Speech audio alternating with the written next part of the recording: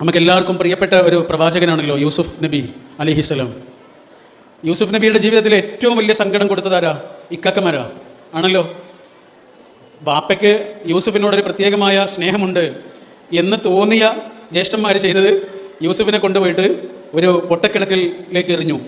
ആരും ഉപയോഗിക്കാത്ത ഒരു കിണറ്റിൽ കൊണ്ടുപോയി എറിഞ്ഞു. എന്തിനാ എറിഞ്ഞത്? ആരെങ്കിലും വന്ന് രക്ഷപ്പെടുത്തുമെന്ന് വിചാരിച്ചിട്ടാ?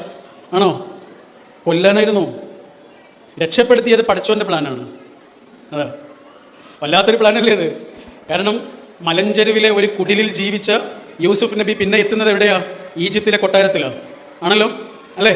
ഈജിപ്തിലെ കൊട്ടാരത്തിൽ ജീവിച്ച മൂസാ നബി എത്തുന്നതോ മലഞ്ചെരുവിലെ ഒരു ചെറിയ കുടിലിൽ. ഇതാണ് പടച്ചോൻ്റെ പ്ലാന്. നമ്മളെയൊന്നും ആർക്കും തകർക്കാൻ കഴിയില്ല. അത് പടച്ചോൻ വിചാരിക്കണം, എന്നാലേ തകർക്കാൻ കഴിയുള്ളൂ. അതിനുള്ള സാക്ഷ്യമാണ് യൂസുഫ് നബിയുടെ ചരിത്രം. പൊട്ടക്കിണറ്റിലേക്ക് കൊല്ലാനെറിഞ്ഞ കുട്ടിയെയാണ് ഈജിപ്തിലെ ധനകാര്യമന്ത്രിയാക്കി പടച്ചോൻ മാറ്റിയത്.